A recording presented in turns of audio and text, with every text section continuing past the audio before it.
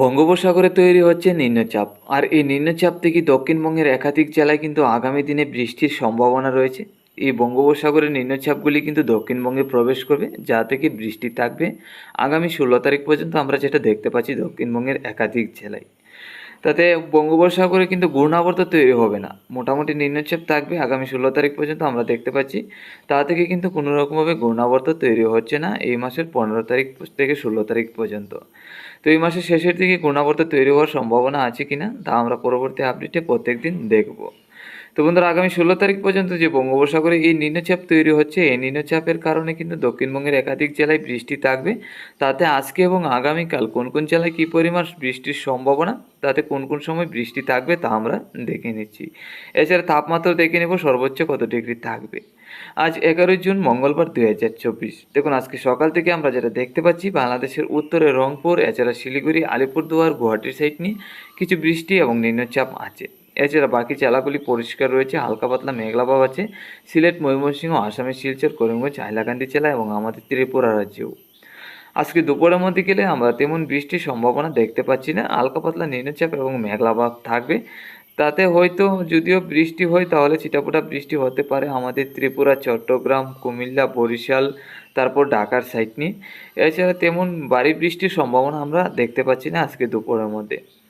তো আজকে সন্ধ্যা রাত্রি থেকে রাত্রির মধ্যে গেলে কিছু নিম্নচাপ প্রবেশ করবে আমরা দেখতে পাচ্ছি আমাদের ত্রিপুরা, বাংলাদেশের ঢাকা, কুমিল্লা, উত্তরে সিলেট, ময়মনসিংহ, এছাড়া আসামের শিলচর, করিমগঞ্জ, হাইলাকান্দি জেলায়। আর এইসব জেলায় হালকা থেকে মাঝারি বর্ষণ থাকবে সন্ধ্যা রাত্রি থেকে আজকে রাত্রির মধ্যে। তারপর মধ্যরাত্রির মধ্যে গেলে ঝড় বৃষ্টিটা থাকবে এসব জেলায়, বাংলাদেশের সিলেট, ময়মনসিংহ, তারপর কুমিল্লা, আমাদের ত্রিপুরা, আসামের শিলচর, করিমগঞ্জ, হাইলাকান্দি জেলায় আমরা দেখতে পাচ্ছি। এছাড়া বাকি জেলাগুলি মোটামুটি পরিষ্কার থাকবে। আগামীকাল সকালের মধ্যে গেলে আবারও নিম্নচাপ থেকে বৃষ্টির সম্ভাবনা বাংলাদেশের রংপুর, সিলেট, ময়মনসিংহ, আসামের শিলচর, শিলিগুড়ি, আলিপুরদুয়ার, গুয়াহাটি, করিমগঞ্জ, হাইলাকান্দি জেলায়। আমাদের ত্রিপুরা রাজ্য এবং বাংলাদেশের দক্ষিণের জেলা পরিষ্কার। দুপুরের মধ্যে গেলে আবারও কিছুটা নিম্নচাপ থেকে বৃষ্টির সম্ভাবনা ছিটাফোঁটা আমাদের ত্রিপুরা, বাংলাদেশের চট্টগ্রাম, কুমিল্লা, বরিশাল, সিলেট, ময়মনসিংহ, আসামের শিলচর, করিমগঞ্জ, হাইলাকান্দি জেলা, শিলিগুড়ি, আলিপুরদুয়ার, গুয়াহাটির মধ্যে। তো আগামীকাল দুপুরের মধ্যে কিছুটা ঝড় বৃষ্টি আমাদের ত্রিপুরা সহ একাধিক জেলায় থাকবে। তারপর সন্ধ্যা রাত্রি থেকে রাত্রির মধ্যে গেলে আবারও হালকা থেকে মাঝারি বর্ষণ দেখতে পাচ্ছি বাংলাদেশের সিলেট, ময়মনসিংহ, আসামের শিলচর, করিমগঞ্জ, হাইলাকান্দি জেলা, শিলিগুড়ি, আলিপুরদুয়ার, গুয়াহাটিতে। তাতে হালকা থেকে মাঝারি বর্ষণ থাকবে। মধ্যরাত্রির মধ্যেও এইসব জেলাগুলির মধ্যে হালকা থেকে মাঝারি বর্ষণ হওয়ার সম্ভাবনা আছে।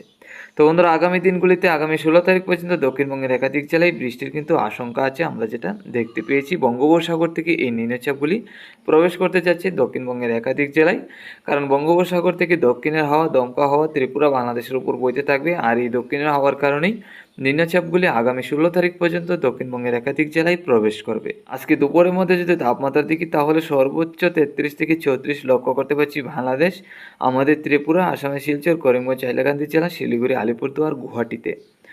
আগামীকাল দুপুরের মধ্যে গেলে একই রকম 34 থেকে 35-এর কাছাকাছি থাকবে। তবে কলকাতা এবং বাংলাদেশের রাজশাহী, খুলনা বিভাগের দিকে কিছুটা তাপমাত্রা ঊর্ধ্বমুখী হবে, 37 থেকে 38-এর কাছাকাছি চলে যাবে। এছাড়া আগামী দিনগুলিতে যদি তাপমাত্রা দেখি তাহলে 13 তারিখ থেকে 35-এর কাছাকাছি, 14 তারিখ থেকে 34 থেকে 37-এর কাছাকাছি লক্ষ্য করতে পারছি। তো 13 তারিখ, 14 তারিখ থেকে তাপমাত্রাটা দক্ষিণবঙ্গের ঊর্ধ্বমুখী হয়ে আগামী 16 তারিখ পর্যন্ত আমরা দেখতে পাচ্ছি 34 থেকে 37-এর কাছাকাছি থাকবে ত্রিপুরা, বাংলাদেশের একাধিক জেলায়।